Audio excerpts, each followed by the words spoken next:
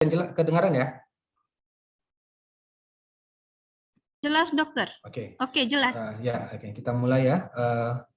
Kita ketahui bahwa COVID-19 sejak tahun 2020 sudah dinyatakan sebagai pandemi oleh WHO, dan saat ini diperkirakan oleh para ahli akan mengalami transisi menjadi endemi. Bahkan salah seorang ahli yaitu Prof.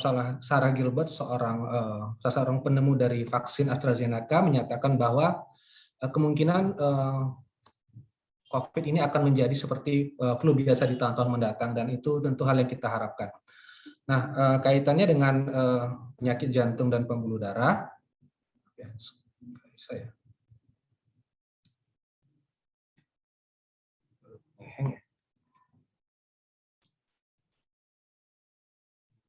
Halo, halo, Dokter.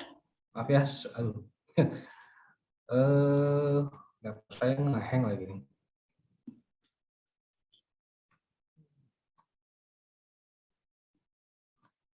Bisa digerakin.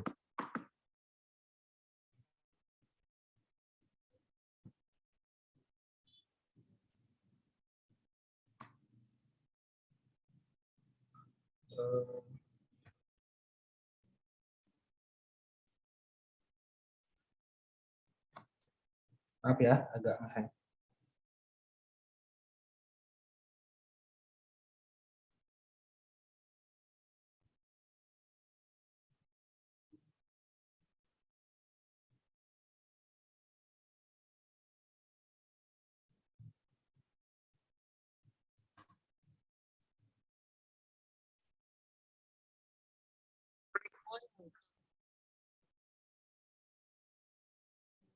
Oke, maaf. Kita lanjutkan. Dari di awal COVID-19, yaitu salah satu pusat pandemi ada di Italia di awal 2020, ada beberapa faktor risiko, dan diantaranya merupakan penyakit jantung dan pembuluh darah, yaitu darah tinggi, penyakit jantung koroner, gangguan irama jantung seperti atrial fibrilasi, dan juga gagal jantung. Faktor-faktor risiko ini berdiri sendiri ataupun bukan kombinasi dari beberapa faktor risiko. Bagaimana hubungannya jika kita lihat secara patofisiologi, di mana di dalam tubuh kita ada suatu sistem yang namanya sistem renin-angiotensin-aldosteron system, di mana sistem ini teraktivasi dan menjadi tidak terkendali. Hal ini biasa kita temui pada pasien-pasien darah tinggi, penyakit jantung, gagal jantung maupun penyakit jantung koroner. Di mana jika kita lihat bahwa enzim renin ini akan mengubah angiotensinogen menjadi angiotensin 1, dan angiotensin 1 oleh enzim ACE ini akan dengan bantuan sekresi kimasa akan diubah menjadi angiotensin 2. Angiotensin 2 akan berikatan dengan reseptor AT1 sehingga menyebabkan cedera pada sel, yaitu terjadinya stres oksidatif, terjadinya trombosis yang bisa menyebabkan penyakit jantung koroner, terjadinya vasokonstriksi yang menyebabkan peningkatan tekanan darah, dan juga terjadinya retensi cairan dan juga natrium ini yang menyebabkan gagal jantung dan juga gagal ginjal. Nah, di dalam tubuh kita itu ada suatu keseimbangan. Apabila sistem RAS ini teraktif, dia akan diimbangi oleh suatu sistem, yaitu dikeluarkannya enzim S2. S2 ini akan mengikat angiotensin, diubah menjadi angiotensin 1 hingga 9, dan dia akan berkaitan dengan reseptor AT2 yang ini sifatnya adalah proteksi terhadap sel. Dia akan mengeluarkan zat-zat antioksidan, akan menghalangi terjadinya trombosis, dan juga akan menyebabkan vasodilatasi. Begitu juga dia akan berikan dengan angiotensin 2 menjadi angiotensin 1 hingga 7, dan juga ini sifatnya sama, yaitu proteksi. Nah, jika kita kaitkan dengan obat-obat penurun tekanan darah maupun obat jantung seperti S inhibitor, yaitu golongan seperti ramipril, captopril, dan sebagainya, dia akan menghambat angiotensin 1 menjadi angiotensin 2, ataupun obat-obat seperti valsartan yang merupakan golongan seperti golongan ARB seperti valsartan dan sebagainya, juga dia akan menghambat angiotensin 2 menjadi aldosteron. Nah, S2 ini, reseptornya ini jumlahnya banyak pada sel-sel di paru, di jantung, dan juga di pembuluh darah. Dan pada hewan uji pada uji coba ternyata pemberian obat ACE inhibitor maupun ARB ini akan meningkatkan reseptor S2. Nah, S2 inilah yang ditengarai sebagai faktor ataupun reseptornya akan berikatan dengan protein dari virus corona yaitu SARS-CoV-2 sehingga menyebabkan virus corona bisa masuk ke dalam sel, mengalami replikasi dan akan menyebabkan injury atau cedera pada paru. Sehingga di awal COVID dulu ada suatu teori, ada suatu kemungkinan apakah sebaiknya obat-obat seperti ACE inhibitor ataupun ARB itu dihentikan pada pasien-pasien COVID-19. Selain itu juga reseptor ini jumlahnya banyak pada orang-orang dengan diabetes yang tidak terkontrol, pada obesitas dan juga pada gangguan ginjal. Tapi ternyata setelah dilakukan penelitian didapatkan bahwa ternyata obat-obat ACE inhibitor ataupun ARB ini ternyata tidak meningkatkan ataupun menghambat terjadinya COVID-19 sehingga dari Asosiasi Eropa dan Amerika menyarankan bahwa pasien-pasien yang sudah menggunakan obat-obatan ACE inhibitor ataupun ARB ini sebaiknya jangan dihentikan obat-obatnya karena obat-obat ini memang terbukti efektif untuk mengatasi hipertensi, gagal jantung maupun penyakit jantung koroner. Nah, juga pada penelitian skala besar didapatkan bahwa adanya efek protektif dari ACE inhibitor maupun ARB ini dia memiliki efek protektif terhadap sel-sel di paru. Nah, jika kita lihat lagi tadi secara lebih detail di mana setelah berikatan dengan reseptor ACE, dan virus corona ini akan mengalami replikasi dan juga menginflasi di paru maupun di sel-sel perisit ataupun sel endotel di jantung ini menyebabkan terjadinya trombosis baik itu pada pembuluh darah yang kecil maupun pada pembuluh darah yang besar. Hal ini akan menyebabkan terjadinya gangguan atau disfungsi dari endotel di mana endotel ini merupakan barir. Sehingga apabila terjadi disfungsi akan terbukalah jaringan-jaringan terbukalah lapisan di bawahnya, ini akan bisa memicu terjadinya inflamasi. Selain itu, plak-plak yang sudah ada di pembuluh darah ini bisa mengalami ruptur sehingga terjadilah suatu serangan jantung. Di mana ACS ini akan menyebabkan komplikasi kepada gagal jantung. Begitu juga inflamasi yang terjadi pada sel paru dan sifatnya sistemik ini akan memicu pengeluaran sel-sel inflamasi secara besar-besaran seperti terutama interleukin 6 yang akan memicu terjadinya badai sitokin. Selain itu juga akan memicu pengeluaran sel-sel T limfosit yang akan memicu kejadian miokarditis ataupun inflamasi pada otot jantung ditandai dengan peningkatan enzim jantung. Kerusakan pada otot jantung ini akan menyebabkan gangguan irama jantung dan juga pada akhirnya akan terjadi gagal jantung. Dia efek infeksi dari virus corona itu bisa secara langsung cederanya yang diperantarai oleh reseptor S2 bisa juga karena adanya hipoksia ataupun karena seperti saya bilang tadi adanya trombosis baik di pembuluh darah yang kecil maupun yang besar ataupun karena inflamasi sistemik seperti ARDS akan memicu kejadian gagal jantung misalnya. Nah, kita bahas yang pertama yaitu masalah darah tinggi. Seperti saya bilang tadi, sistem renin, angiotensin, dan aldosteron ini teraktivasi pada pasien hipertensi di mana terjadi vasokonstriksi menyebabkan tekanan darah menjadi tinggi. Oleh karena itu pemberian obat-obatan seperti ACE inhibitor maupun ARB ini akan menghambat pengubahan angiotensin 1 menjadi angiotensin 2 maupun angiotensin 2 menjadi aldosteron. Selain itu juga dibantu oleh adanya efek dari ACE2 yang akan mengubah angiotensin 1 menjadi angiotensin 1 sampai 9 maupun angiotensin 2 menjadi angiotensin 1 sampai 7 seperti yang saya jelaskan sebelumnya. Yang ini akan memiliki efek protektif. Lalu bagaimana dengan kejadian COVID di Indonesia? Didapatkan bahwa pada pasien COVID yang meninggal di Indonesia, sekitar 13,2%-nya itu memiliki riwayat hipertensi.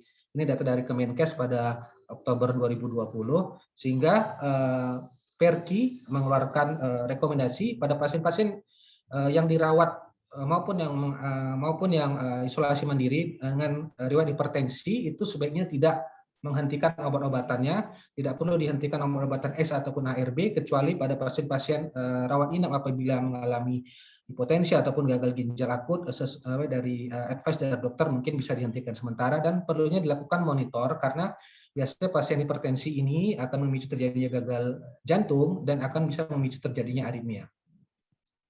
Lalu yang berikutnya adalah sindrom koroner akut ataupun ACS, di mana yang melatar belakangnya terjadinya sindrom koroner akut adalah adanya ruptur plak dan juga disfungsi endotel, di mana kita ketahui bahwa infeksi yang seperti saya jelaskan tadi, infeksi pada COVID ini menyebabkan terganggunya kontinuitas dari endotel yang akan menyebabkan terpaparnya lapisan subendotel yang akan memicu sel-sel inflamasi dan akan memicu terjadinya agregasi trombosit. Dan itu akan terpaparnya, akan teraktivasinya faktor-faktor jaringan yang akan memicu kejadian kaskade koagulasi sehingga terbentuklah trombosis. Trombosis ini akan berikatan satu sama lain dengan benang-benang fibrin, di mana pada akhirnya benang-benang fibrin ini akan mengalami degradasi ditandai oleh peningkatan kadar D-dimer. Jadi proses trombosis ini tidak hanya terjadi di pembuluh darah jantung, bisa juga terjadi di pembuluh darah di paru. Tata laksananya secara umum sama, yaitu seperti pemberian antiplatelet, pemberian statin dosis tinggi, yaitu atau varstatin dosis 40 hingga 80. Lalu memang kalau bisa di PCI, jika misalnya pada pasien STEMI dengan onset kurang dari 12 jam, jika ada tersedia center yang buka 24 jam, bisa kita lakukan PCI primer. Cuma permasalahannya adalah belum, karena itu tindakannya yang invasif dan memakan waktu, itu risiko untuk terpapar terhadap kardiolog maupun petugas perawatnya, karena belum semua fasilitas cath lab di Indonesia itu disediakan dengan HEPA filter dan sebagainya. Oleh karena itu sebaiknya yang digunakan adalah terapi fibrinolitik.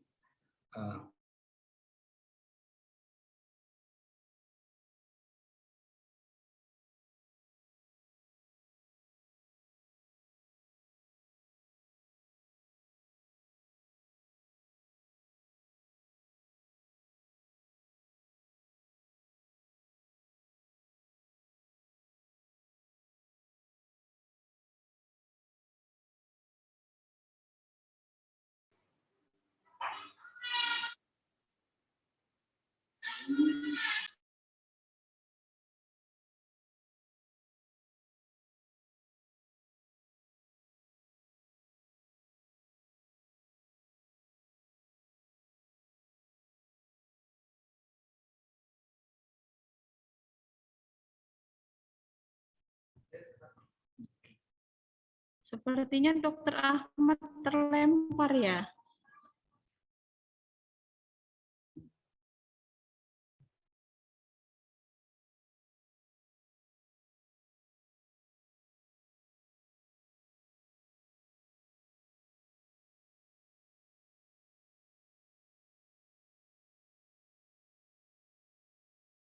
Maaf ya Bapak Ibu, dikarenakan tiba-tiba listrik padam.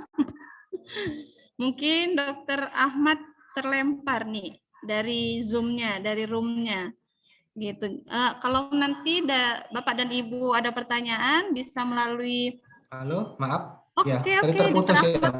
Sudah kembali. Ya, Dokter Ahmad. Ya.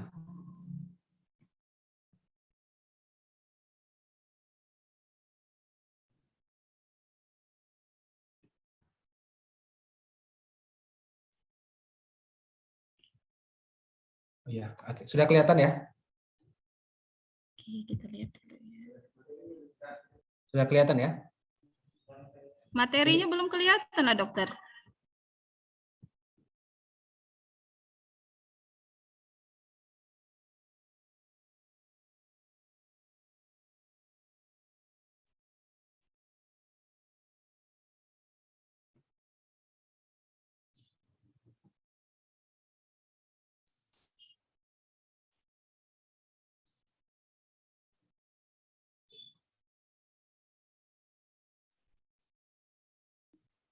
Oke, sip Dokter.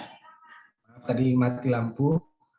Oke, berikutnya adalah yang juga sering menjadi faktor risiko terjadinya COVID adalah gagal jantung, di mana gagal jantung sendiri juga bisa mengalami eksaserbasi pada pasien-pasien yang mengalami COVID-19 ataupun terjadi gagal jantung yang memang baru-baru terjadi karena COVID-19. Misalnya infeksi COVID ini menyebabkan cedera langsung pada atau jantung, menyebabkan miokarditis yang pada akhirnya menyebabkan gagal jantung, atau pasien-pasien yang ataupun pada pasien-pasien yang awalnya sudah mengalami gagal jantung, seperti adanya kegagalan jantung kanan disebabkan karena tekanan pulmonal yang tinggi atau hipertensi paru. Apabila terjadi suatu ARDS, itu akan semakin menyebabkan tekanan yang akan semakin tinggi di paru, menyebabkan jantung kanan, kegagalan jantung kanan semakin berat, yang pada akhirnya akan menyebabkan eksaserbasi pada gagal jantung itu sendiri. Selain itu juga disebabkan karena infeksi sistemik seperti sepsis. Sepsis ini akan menyebabkan terganggunya fungsi pompa dari ventrikel kiri yang pada akhirnya juga menyebabkan kegagalan jantung. Biasanya gagal jantung itu sendiri merupakan suatu muara dari semua penyakit jantung, hampir semuanya. Nah, pada kasus COVID biasanya yang menyebabkan kegagalan jantung, gagal jantung itu adalah kemungkinannya adalah miokarditis ataupun suatu ACS. Bagaimana membedakannya? Miokarditis ini bisa kita sebut sebagai diagnosis keranjang sampah. Artinya apabila semua sudah kita eksklusi, misalnya faktor risiko untuk PJK tidak ada, perubahan EKG-nya juga tidak khas, ataupun yang bisa kita lihat dari gambaran ekokardiografi. Bedanya dengan ekokardiografi pada ACS adalah kelainan pergerakan otot jantung itu sifatnya regional, misalnya di bagian anterior saja, inferior saja, atau lateral saja misalnya. Sedangkan pada kasus-kasus kecurigaan miokarditis itu abnormalitas pergerakan atau motion dari otot jantung itu sifatnya global, menyeluruh. Memang untuk diagnosis pastinya sangat sulit, yaitu dengan menggunakan biopsi ataupun MRI jantung, karena kedua fasilitas ini sangat sulit kita dapatkan di Sumatera Utara. Nah, untuk tata laksananya apabila kondisinya stabil, kita berikan medikasi sesuai dengan guideline. Artinya kita menurunkan tekanan. After ini artinya tekanan dari ventrikel kiri ke aorta itu kita turunkan sehingga darah dapat mengalir dengan lancar, yaitu dengan cara pemberian obat-obatan ACE dan ARB tadi, seperti saya bilang tadi. ACE inhibitor maupun ARB ini digunakan pada pasien-pasien gagal jantung selain pada pasien hipertensi. Selain itu bisa juga kita berikan obat-obatan spironolakton dan lain sebagainya. Nah, gagal jantung yang disebabkan baik itu karena ACS maupun karena miokarditis pada pasien COVID itu bisa menyebabkan hemodinamik menjadi tidak stabil, di mana terjadi shock kardiogenik, tensi di bawah 90, nadi lemah dan lain sebagainya. Ini kita perlu support, kita berikan support dengan agen-agen inotropik seperti pemberian vasokonstriktor, Vaskon, epinefrin, ataupun dikombinasi dengan dobutamin. Apabila dengan obat-obatan juga tensi tidak tercapai, MAP tidak tercapai, maka bisa kita berikan support dengan menggunakan mekanikal, seperti menggunakan intra-aortic balloon pump. Jadi pompa dari ventrikel kiri dibantu dengan pemasangan balon dari aorta. Dan apabila stabil pada pasien-pasien ACS, kita terapi sesuai dengan ACS-nya, seperti pemberian antiplatelet, pemberian statin, pemberian heparin maupun enoxaparin dan lain sebagainya. Nah, yang sering jadi masalah besar adalah pada kejadian miokarditis, di mana sebabkan cedera langsung karena infeksi dari COVID-nya itu, maupun karena adanya badai sitokin yang menyebabkan kerusakan multi organ, salah satunya adalah di otot jantung. Seperti saya bilang tadi, untuk mendiagnosisnya itu sulit, karena kita harus melakukan pemeriksaan dengan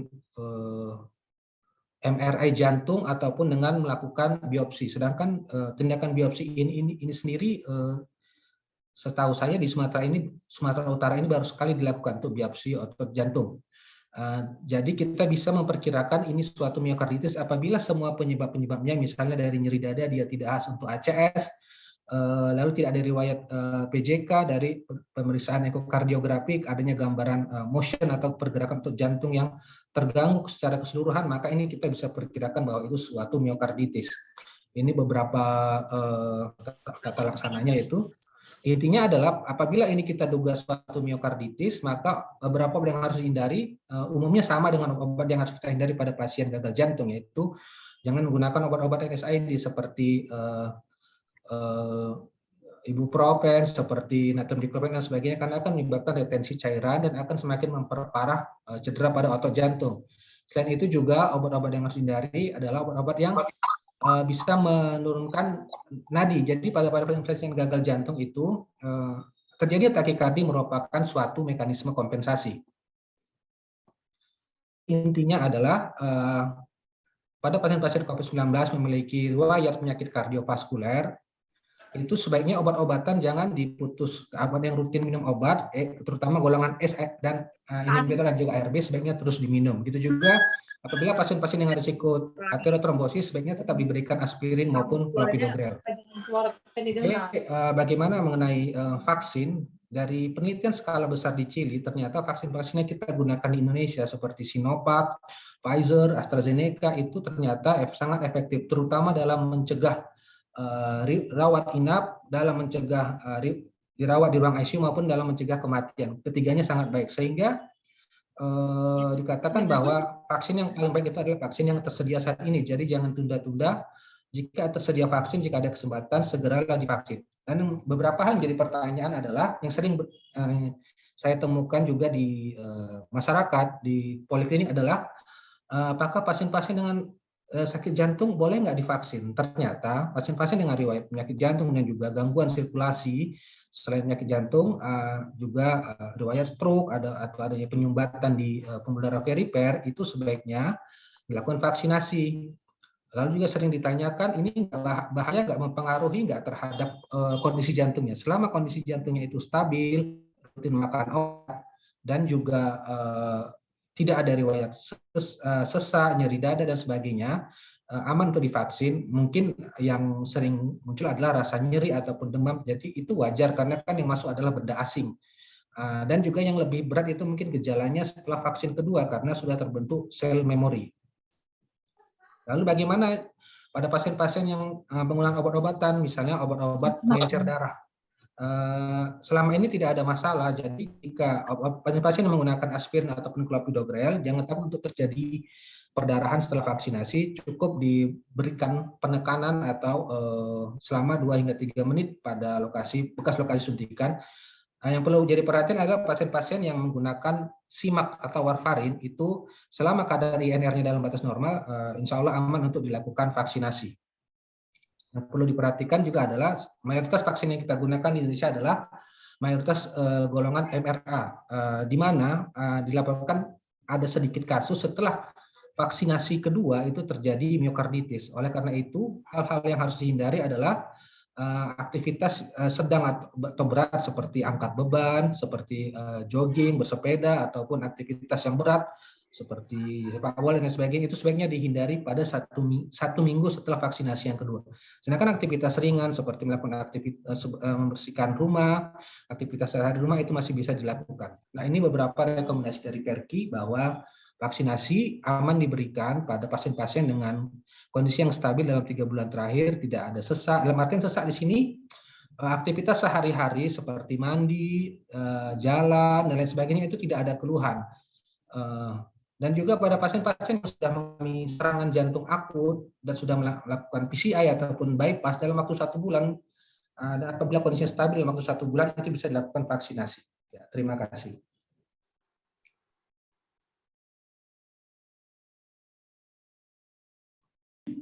Baik, terima kasih kami ucapkan kepada Dr. Ahmad Hidayat, SPJP.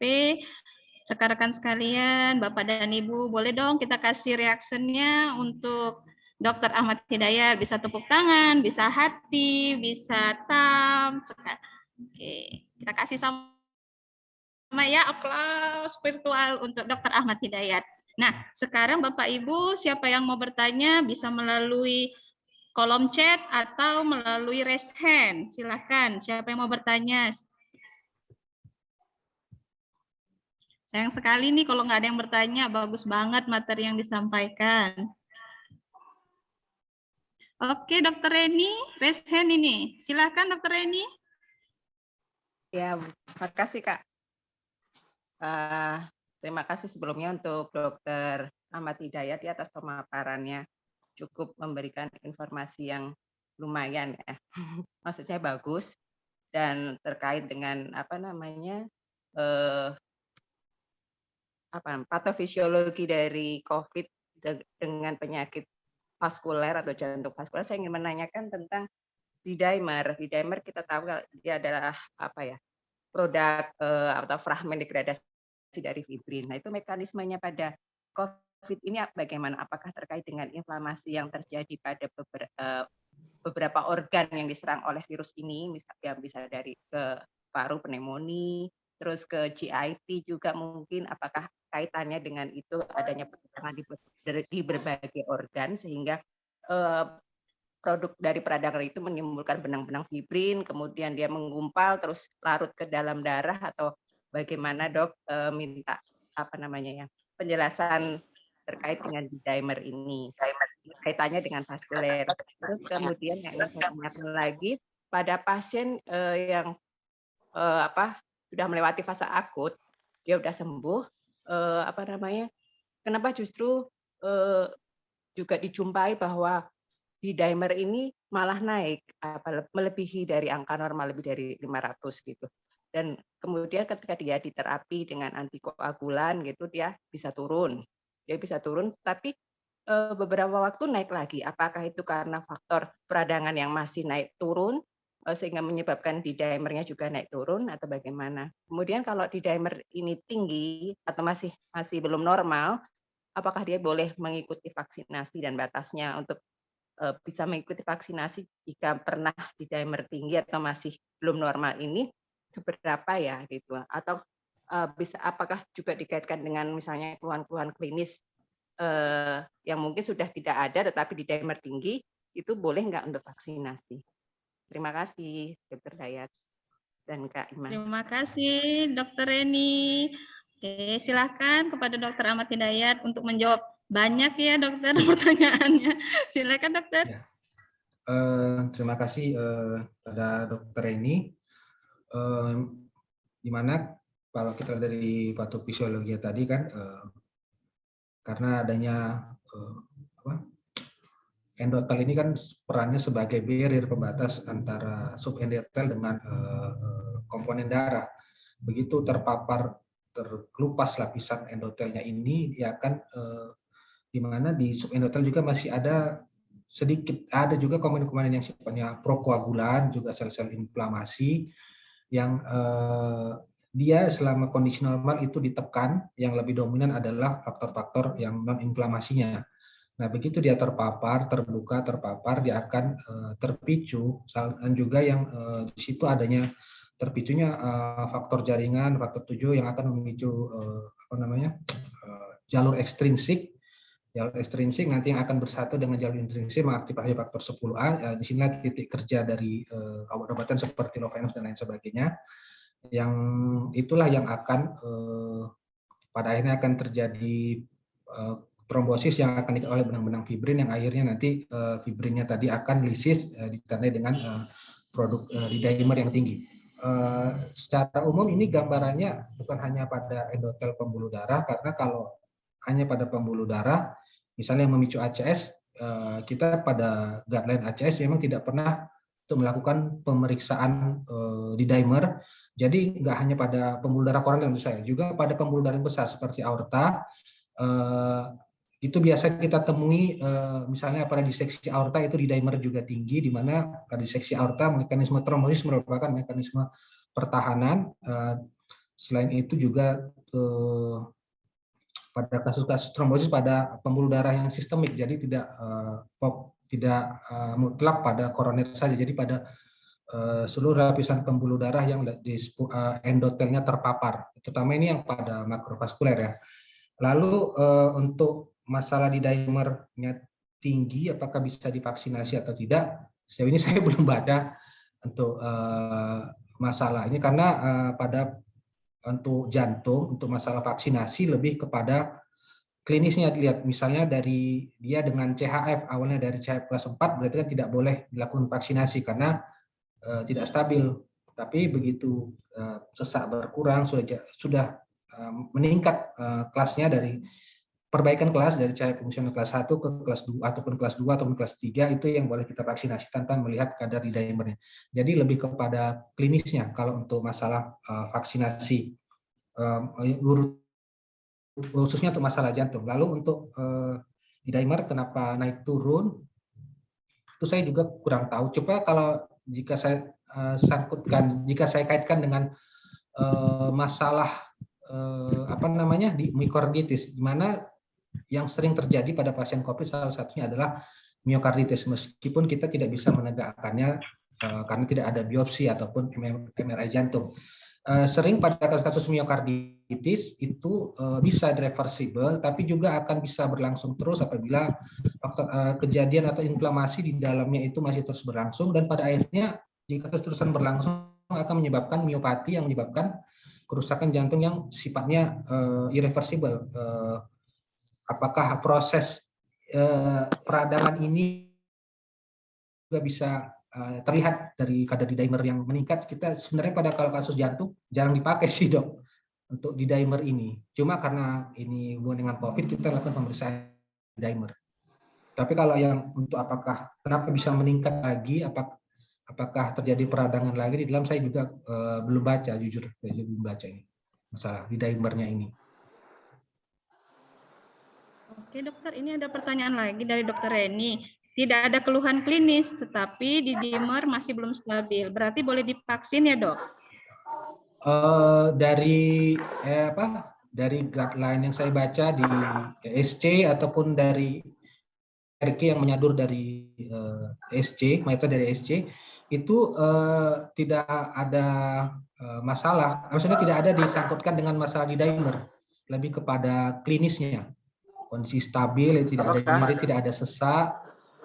Seperti lalu pasien yang baru ACS lalu sudah dilakukan PCI ataupun malah dilakukan CABG dalam waktu sebulan sudah stabil, tidak ada keluhan, itu bisa dilakukan vaksinasi. Cuma memang tidak ada dilakukan pemeriksaan D-dimer. Jadi kalau pada kasus jantung kami melakukan pemeriksaan D-dimer hanya pada kasus-kasus di luar COVID ya, kasus-kasus seperti diseksi aorta. Tapi khusus pemeriksaan D-dimer pada kasus jantung tidak ada, hanya pada kasus diseksi aorta saja. Baik, Dokter Ahmad atas penjelasannya. Bagaimana Dokter Reni? Ya, cukup Kak. Terima kasih banyak ya Dokter Dayat atas informasinya, masukannya. Ya.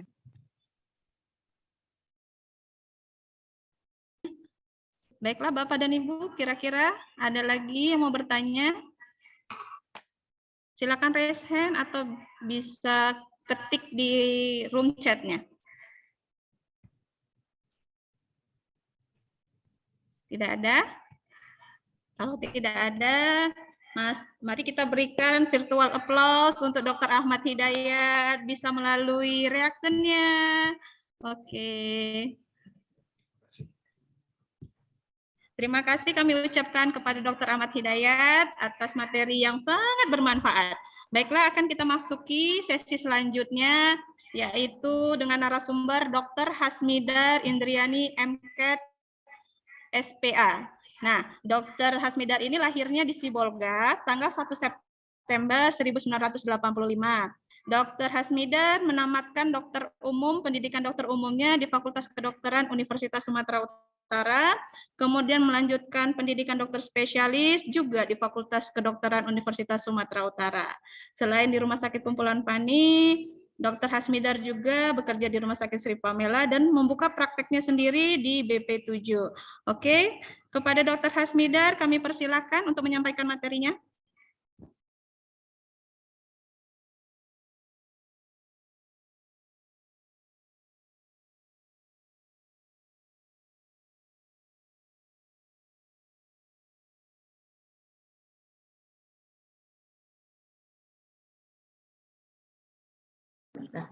Terima kasih. Apakah sudah kedengaran? Sudah. Sudah. Silakan, Dokter. Ya, terima kasih. Saya akan membahas tentang kupas tuntas A sampai Z TBC pada anak. Baiklah, kita mulai. A, apa itu tuberkulosis? Tuberkulosis pada masyarakat awam sering disebut dengan flek. Ini merupakan penyakit menular, tapi bukan keturunan. Kenapa menular? Karena ada kuman penyebabnya, yaitu kuman Mycobacterium tuberculosis. Kemudian B, bagaimana anak bisa terkena TBC? Caranya adalah ada orang yang batuk, penderita TBC yang batuk, kan dalam paru-parunya ada droplet yang keluar. Droplet itu mengandung kuman Mycobacterium tuberculosis. Droplet yang dikeluarkan dari bersin ataupun batuk akan berada di udara bebas dan bisa terhirup oleh orang-orang yang rentan. Jika orang ini kuat daya tahan tubuhnya, memang terhirup ke dalam paru-parunya, tapi di dalam tubuh sel imunitas tubuh orang tersebut akan mengeliminasi atau akan menghancurkan kuman Mycobacterium secara sempurna. Tapi pada pasien yang daya tahan tubuhnya turun, yang rendah, misalnya pada orang tua atau pada anak-anak kecil, terutama di bawah usia 5 tahun, kuman atau droplet Mycobacterium tuberculosis itu akan langsung masuk ke dalam saluran napas, ke paru-paru. Makrofag dari alveoli paru-paru ini tidak bisa atau tidak sanggup untuk menghancurkan si kuman. Otomatis kuman tersebut akan membentuk fokus primer di dalam paru-parunya, dalam makrofag paru, kemudian akan bergabung menjadi peradangan pada kelenjar limf, membentuk limfangitis, kemudian akan menjadi gangguan juga di kelenjar, disebut limfadenitis, terjadilah kompleks primer dari sini, dari kompleks, maaf.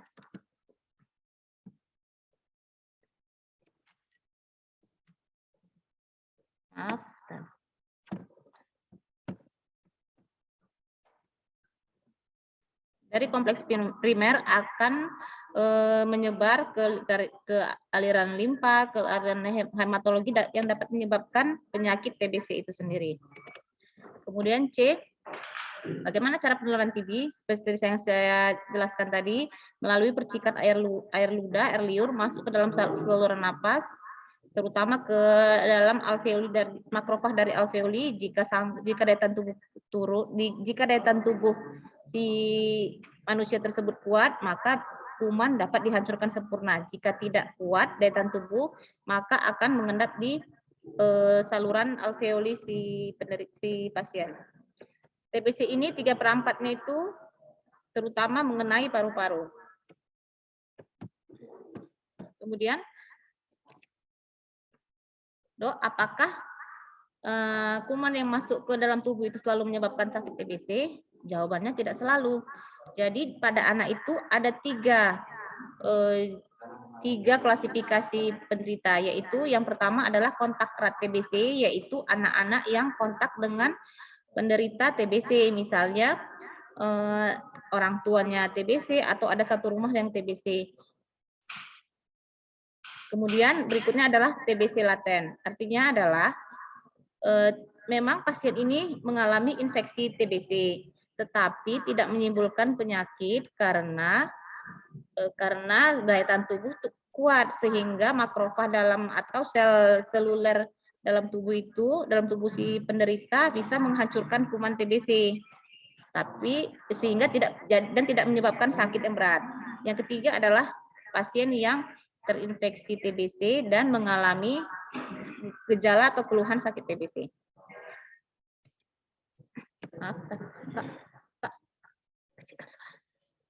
Kemudian yang E,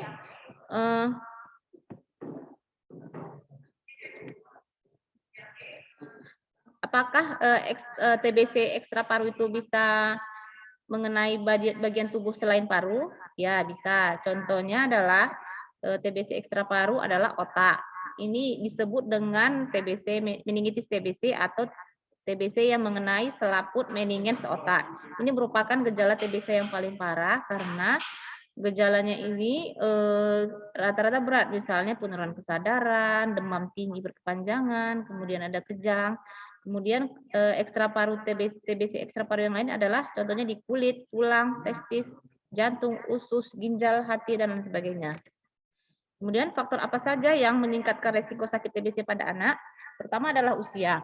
Balita atau bayi di bawah usia 5 tahun dan remaja beresiko tinggi mengenai sakit TBC. Kenapa? Karena daya tahan tubuhnya lebih rendah dibanding anak yang usia lebih besar.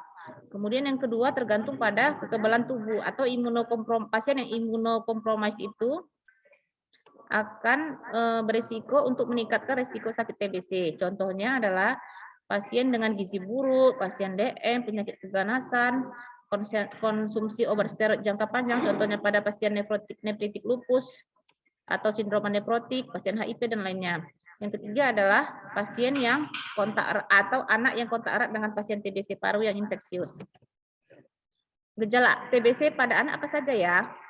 Yang paling umum adalah gejala sistemiknya berat badan turun atau tidak naik dalam waktu 2 bulan sebelumnya, atau terjadi gagal tumbuh meskipun telah dilakukan upaya perbaikan gizi, kemudian demam lama yang berulang lebih dari 2 minggu, dan telah disingkirkan penyebab demam lain, kemudian batuk lama lebih dari 2 minggu, dan telah disingkirkan penyebab lainnya, anak lesu, malaise, lemas, rewel, dan yang penting adalah jika ada gejala spesifik jika terjadi organ ekstra organ luar yang terkena, misalnya jika terjadi TBC di TBC tulang bisa terjadi bongkok, anak tersebut bongkok, atau jika terjadi TBC kelenjar maka akan teraba benjolan di leher anak tersebut.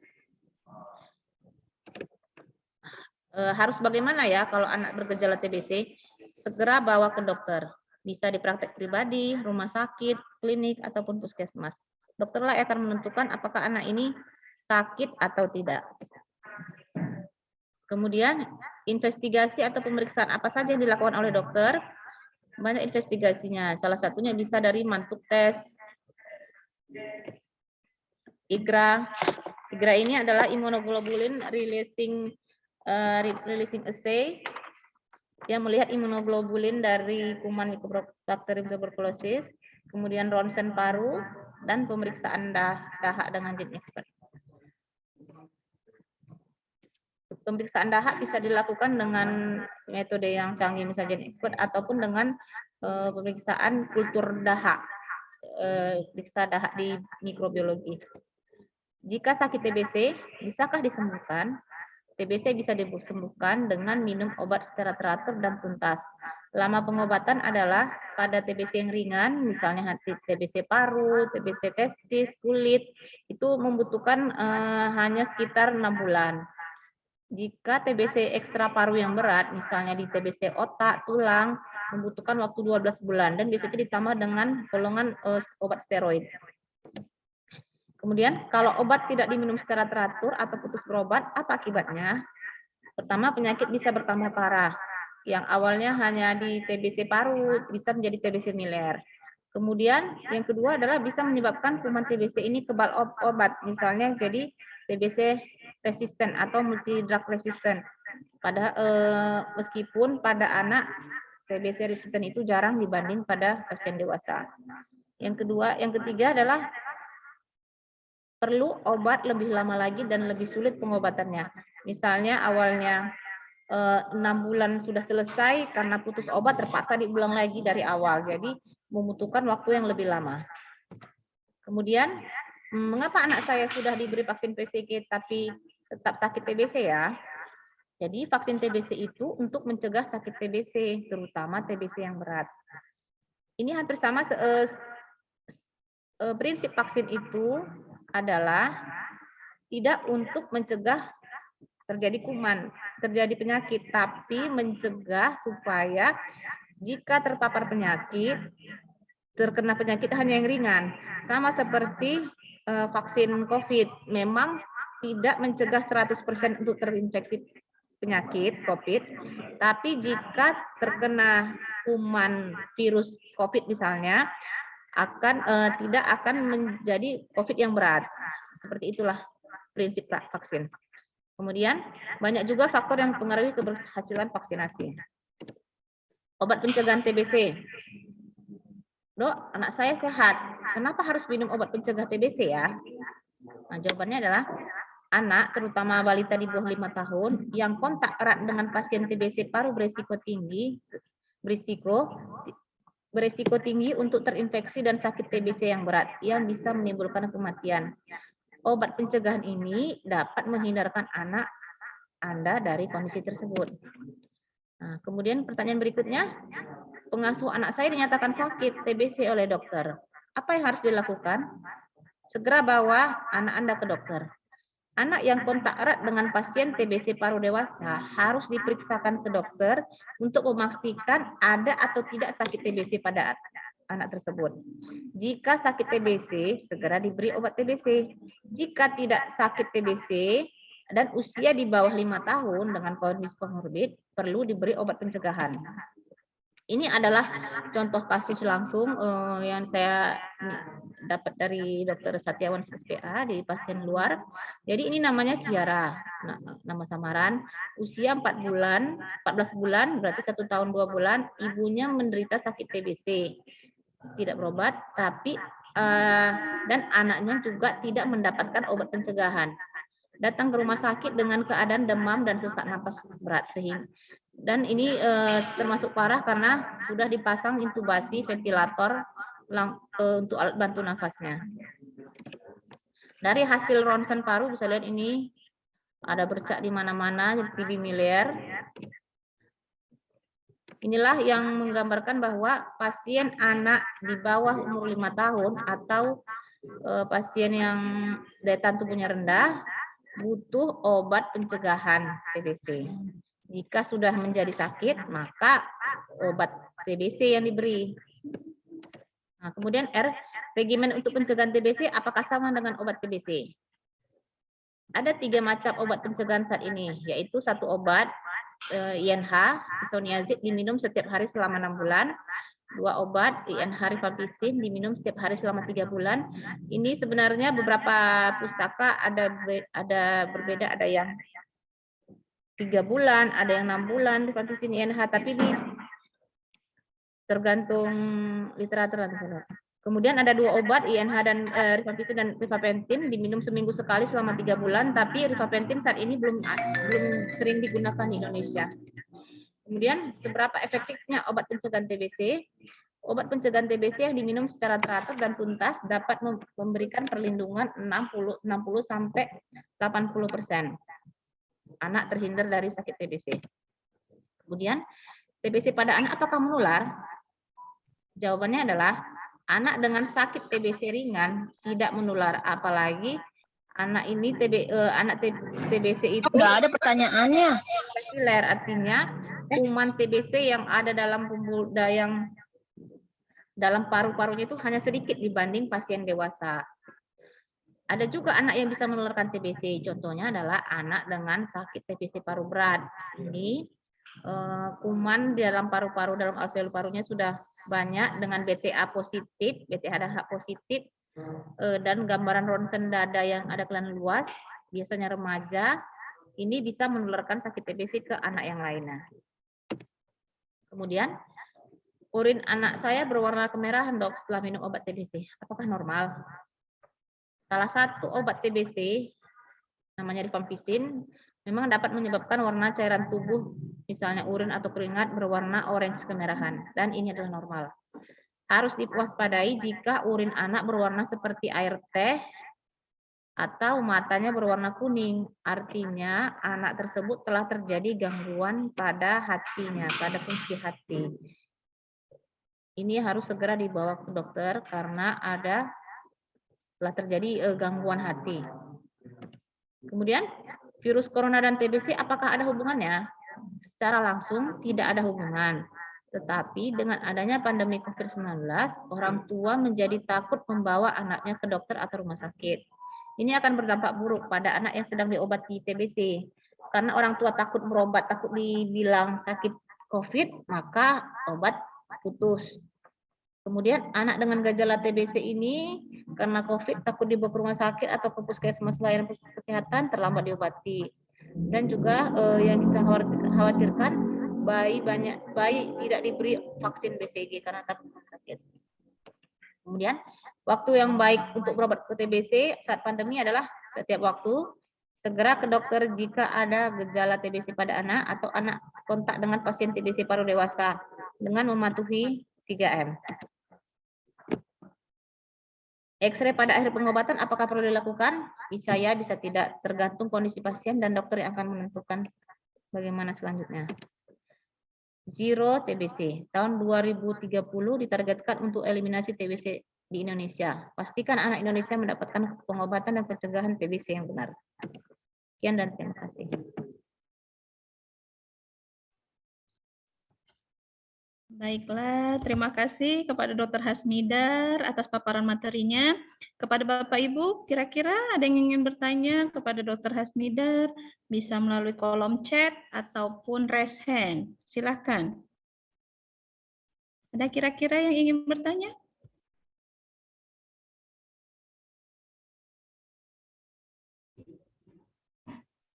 Boleh isi kolom chat atau raise hand pun boleh. Sebelumnya kita beri dulu applause virtual untuk Dr. Hasmidar atas materinya. Terima kasih. Ya. Tidak ada? Oke, ini ada yang bertanya, dokter. Yang membedakan batuk biasa dengan TBC dan apakah batuk mengeluarkan darah sudah dipastikan TBC? Oke, silakan dijawab, dokter. Terima kasih atas pertanyaannya. Yang membedakan batuk biasa dengan batuk TBC tadi seperti saya bilang, jika batuk disebabkan oleh virus biasa selain TBC, biasanya di bawah 2 minggu batuk tersebut akan berhenti, terutama pada anak yang daya tahan tubuhnya bagus, 2 minggu berhenti. Tapi ada nggak batuk di atas 2 minggu yang bukan TBC? Ada juga. Contohnya adalah batuk karena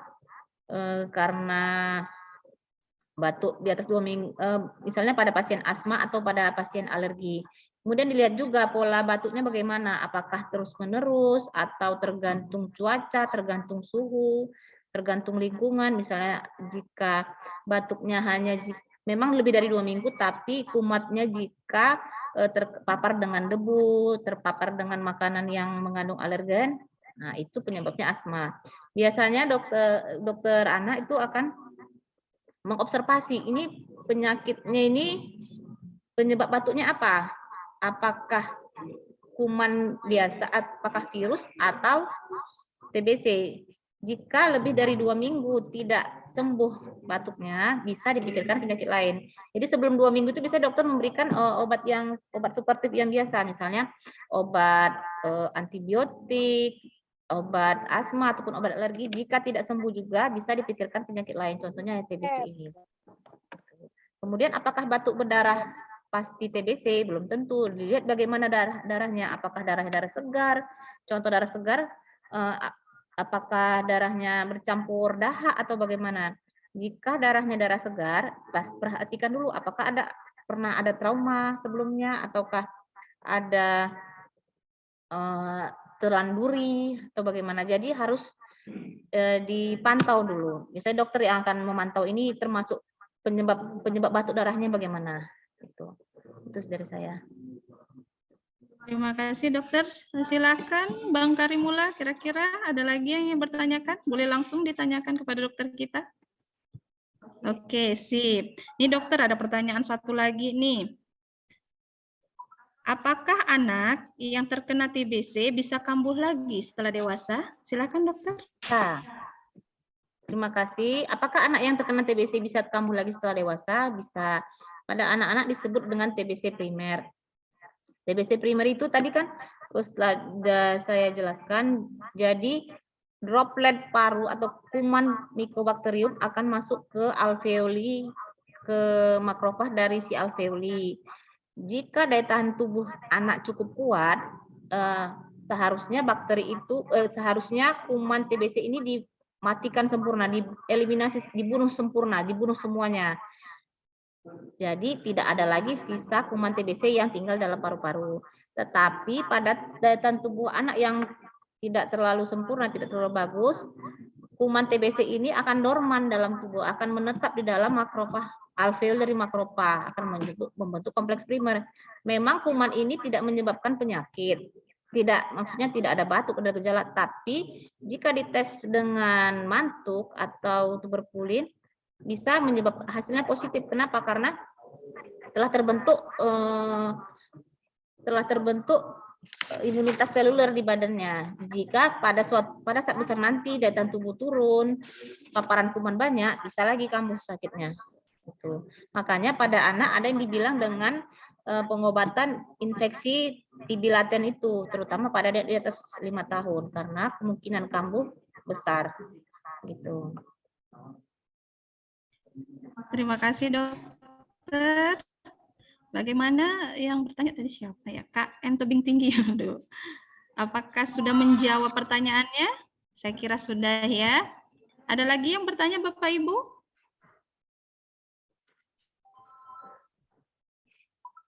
Oke dokter, katanya sudah. Terima kasih. Ya, alhamdulillah ya. Baiklah. Jika tidak ada lagi yang bertanya, seperti biasa dong untuk dokumentasi. Boleh Bapak dan Ibu buka semua kameranya, kita mau berfoto Ria. Oke, kita foto ya. Buka kameranya yang cantik-cantik, yang ganteng-ganteng. Oke. Di layar saya ada 2 layar ya. Berikan senyum terbaik Bapak dan Ibu. Oke, 1, 2, 3, ya. Oke. Senyumnya. Oke, layar kedua. 1, 2, 3, ya. Kita nggak tahu kita masuk layar berapa, jadi siap-siapin aja senyumnya. Oke, terima kasih atas kehadiran Bapak dan Ibu. Mungkin sampai di sini seri Juminar dari kita. Mungkin di sana-sini kami masih ada kesalahan, masih ada kekurangan, kami mohon maaf. Ya, atas kesediaan Bapak dan Ibu hadir dalam Juminar ini kami ucapkan terima kasih. Kami akhiri dengan wabillahi taufik wal hidayah. Wassalamualaikum warahmatullahi wabarakatuh. Waalaikumsalam warahmatullahi wabarakatuh. Terima kasih.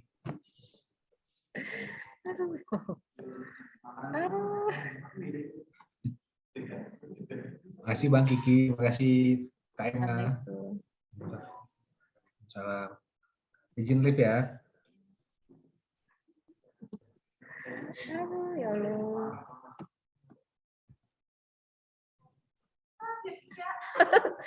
Habis. Dari pertama.